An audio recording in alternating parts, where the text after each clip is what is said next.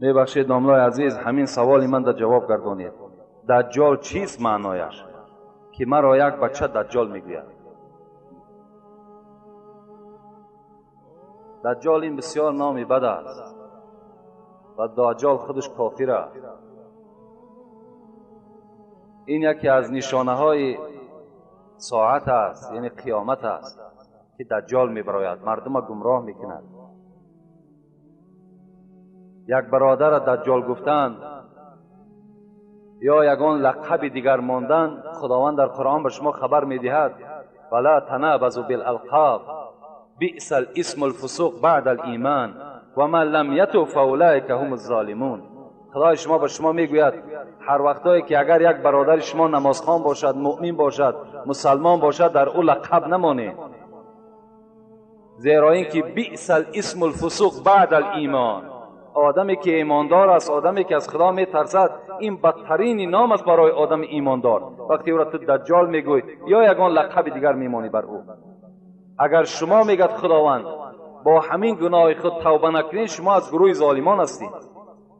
یکدیگر لقب نمانید، یکدیگر نام شو بگیرید، فریاد بزنید.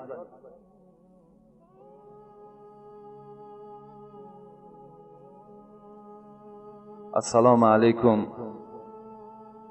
داملای محترم، ناخون دست و پای و موی سر را در تگ پای پرتافتن ممکن یا نه؟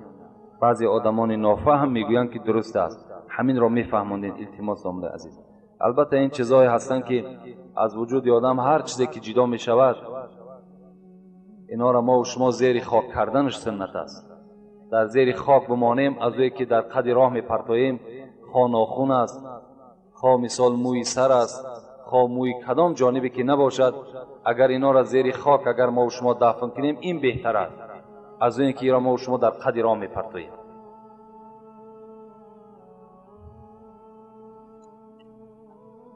بسم الله الرحمن الرحیم. السلام علیکم دامنای محترم.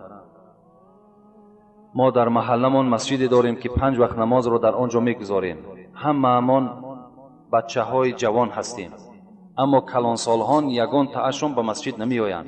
آنها میگویند که مولای شما کودکی بسیار در مسجد جمع کرده است، گفته از ما جوانان نفرت میکند. از شما داملای محترم خواهش داریم که نسبت این مسئله روشنی اندازید و حقیقتش را بر ما گویید که آنها حقا یا ما. باز یک مولای کلانسال در گذرمان هست که تماما به مسجد و نماز جماعت نمی آید، ولی در توی معرکه ها برآمده حافظی میکند. از شما خواهش داریم که نسبت این کردار این مولایمان به ما حقیقتش را فهمونید. بعضی آدمان میگویند که این خیل مولا را از عقبش نماز خواندن درست نیست و در وقت مردنش زبان او را باز دارد که کلمه طیبه را نتواند گفته. این یگان حقیقت دارد یا نه؟ از شما خواهش داریم که ما را با پررگی فهمونید. با احترام، یک گروه جوانان حقیقت جوی و مخلصان اشدی شما. خدای مهربان نگهبان شما باشد. در مسئله پیش در آمدن،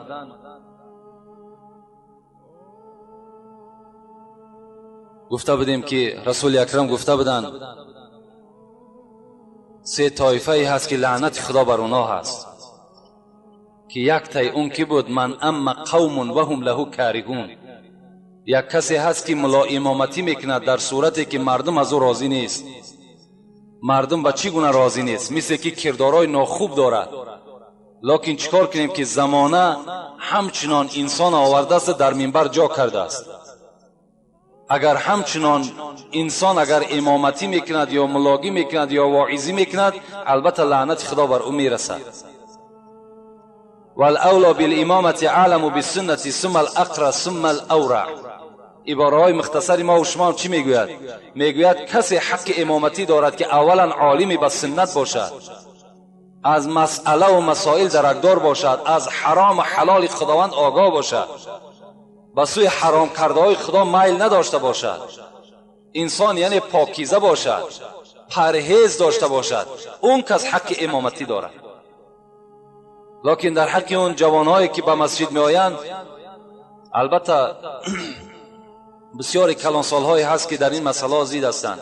وقتی می بینند جوانهای خرد به مسجد می آیند نافار می شوند، حالان که پیغمبر خدا به ما و شما وصیت کردگی هستند که شما دستهای کودکاتان گرفته به مسجد برین تا که اونا آموخته شوند، تا که اونا انبوه مسلمان ها را ببینند، تا که مثال دل و وجود اونها به یک ایمان و به مسجد عادت کنند. این یگان جای زلال ندارد. کودک در مسجد آمدن افتخار است. آخه برای چی منشان کنیم؟ برعکس ما و شما تیزک کنیم، برعکس ما و شما دل اونها را باز چکار کنیم؟ پرتر بسازیم، تبلیغ خوبشان کنیم تا که تمامشان آمده در مسجد بخوانند. و اون کلانسالهایی که به مسجد نمی آیند، خیلی اینا حالشان به خدای خودشان حواله. می آیند نمی آیند، کسی که البته می آید ثواب می گیرد. رسول اکرم میگه اذا رأیتم الرجل یعتاد المسجد فاشهدوا له بالایمان. وقتی شما میبینید که یک برادر در مسجد حرکت دارد، خواه برای ساختمانش است، خواه برای 5 وقت نمازی با جماعت است، شما گواه باشید که او کس ایماندار است. آدم ایماندار مسجد می آید.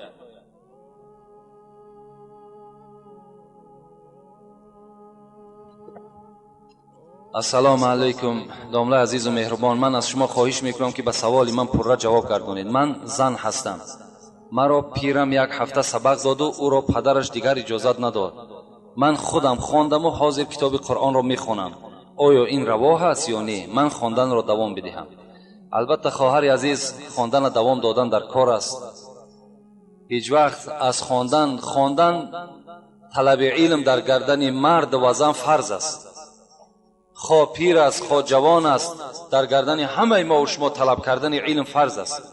باید که ما و شما البته به البته علم طلب کنیم. یعنی یک مقدار خوانده باشیم و پس از پیش خود دوام دادن بگیریم، این ناجایز می شود. همه حرف قرآن، همه آیات قرآن باید که از پیش استاد بگذرانیم. باید که طبق تجوید قرآن بگذرانیم. بعد ما و شما حق داریم که قرآن در هر جا که باشد خواندن بگیریم. هیچ وقت از تعلیم علم باز نیستیم. سراغ کنیم در کجایی که اگر یک شخص تعلیم دادگی است، البته رفته درس بگیریم. السلام علیکم داملای عزیز.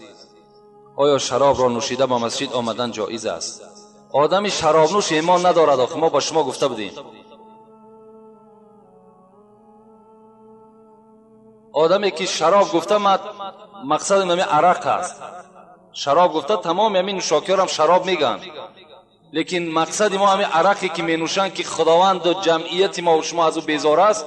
همین در نظر دارم که انسانی که عرق نوشید، ما برای شما این صحبت کرده بودیم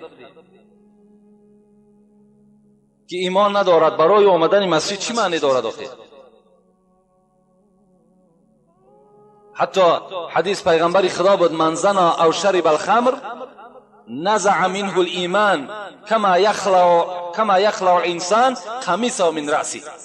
رسول اکرم گفته است کسی زنا میکند یا عرق مینوشد، ایمان از وجود او گرفته میشود. مثل چی؟ مثل که انسان لباس خودش از بدنش بدر میکند، بیره میگذارد، مثل همه ایمان از وجودش دور کردگی است. برای او مثال نماز جنازه و برای او نماز 5 وقته و برای او مثال مسجد آمدن چی معنی دارد؟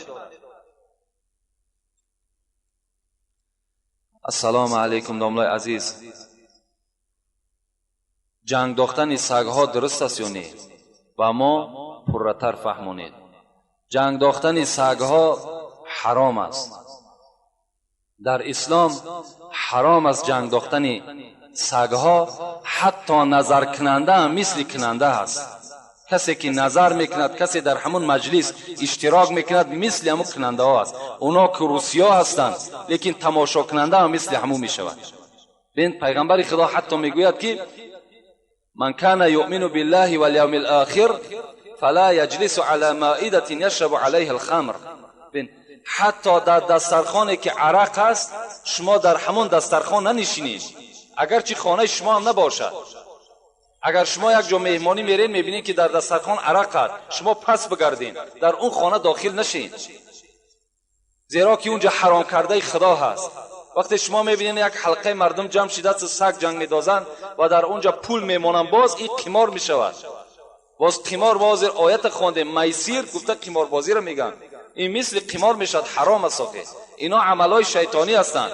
بعضی برادرها را با گوش ما صداشون میآید $100 $200 $500 در همین جنگ باز میمانند. حیف بر همون مال و دولتی که خدا بر همین خیل جوانها میتش.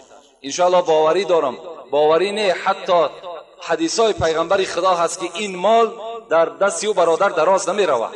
وقتی که در این راه ناحق چکارش میکنند صرفش میکنند. حاصل دنیا چی باشد ای امین؟